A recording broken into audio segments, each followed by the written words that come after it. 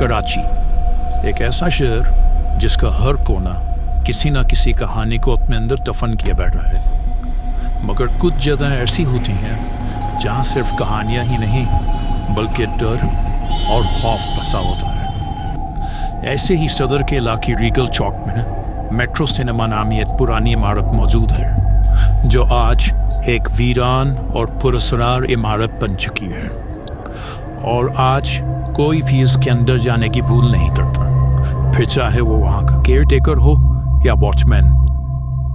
और आज भी उसमें वो बंद प्रोजेक्शन रूम मौजूद है जहाँ सिर्फ एक इंसान गिना था और दोबारा कभी जिंदा नहीं लौटा। 1960 के दौर में मेट्रो सिनेमा रीगल चौक की पहचान हुआ करता था। गर्मियों की छुट्टियों में यहाँ लोग फिल्में देखने आते और हाउसफुल हुआ करता था। पुराने प्रोजेक्टर्स की रट-रट, सिगरेट का धुआं और क्लैपबोर्ड की आवाज़ हर तरफ गूंजती थी। लेकिन वक्त ने सब कुछ बदल कर रख दिया। 2006 में मेट्रो सिनेमा को मुकम्मल तौर पर बंद कर दिया गया, क्योंकि सिनेमा का हाल कुछ ऐसा था कि देखने वाले भी कम हो गए थे और यहाँ काम करने वाला अमला भी यहाँ से जाने लगा था। स्क्रीन में जाने कब से अंधेरा देख रही थी और प्रोजेक्टर भी खामोश हो गया था, और मेंटेनेंस का तो ये हाल था कि अब ये इमारत खस्ता हाल हो चुकी थी। लेकिन इस इमारत को कभी गिराया नहीं गया और बस इसे हमेशा के लिए बंद कर दिया गया।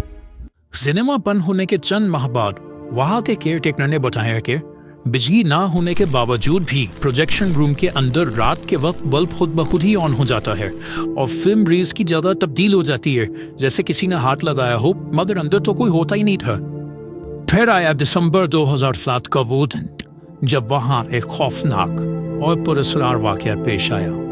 एक चौकीदार जो कि रात की ड्यूटी पर था और उस रात वहाँ बिजली भी नहीं थी। लेकिन कुछ देर बाद मेट्रो सिनेमा के अंदर प्रोजेक्शन रूम से फिल्म प्रोजेक्टर के चलने की आवाज़ आई।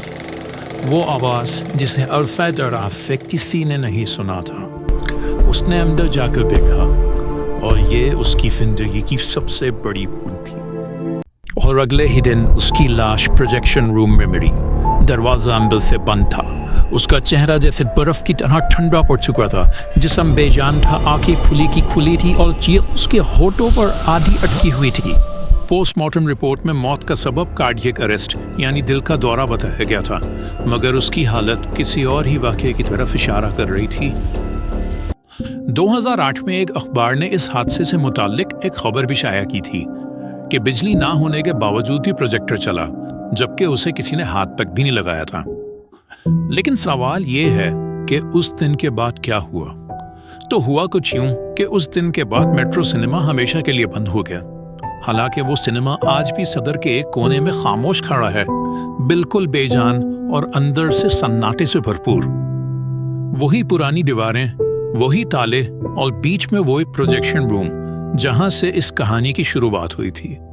आज भी लोग उस इमारत के सामने से गुजरते हैं, लेकिन कोई नहीं जानता कि अब उस इमारत के अंदर क्या है। और सबसे बड़ा सवाल, क्या वो सिनेमा वाकई सिर्फ एक इमारत है या उस अंधेरे में कुछ और राज भी दफन है? ये कोई अफसाना नहीं बल्कि हकीकत है।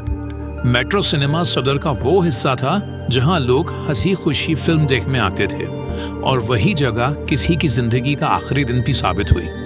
केयर टेकर की मौत, प्रोजेक्टर का खुद ब खुद चलना और प्रोजेक्शन रूम का हमेशा के लिए बंद हो जाना, और आखिरकार वो सिनेमा जो कभी रोशनियों और चहल कदमों से सरशार था, आज उस पर सिर्फ खौफ और खामोशी का साया मंडराता है। अगर आपको ये वीडियो पसंद आई और आप ऐसी ही मजीद वीडियोस देखना चाहते हैं तो हमारे चैनल को सब्सक्राइब करें। और अगर आप शहर कराची में किसी वाक़ये या किसी जगह के बारे में बताना चाहते हैं तो हमें इंस्टाग्राम पर DM करें। क्या पता अगला एपिसोड आपकी ज़ुबानी हो। ये है कराची नोयर।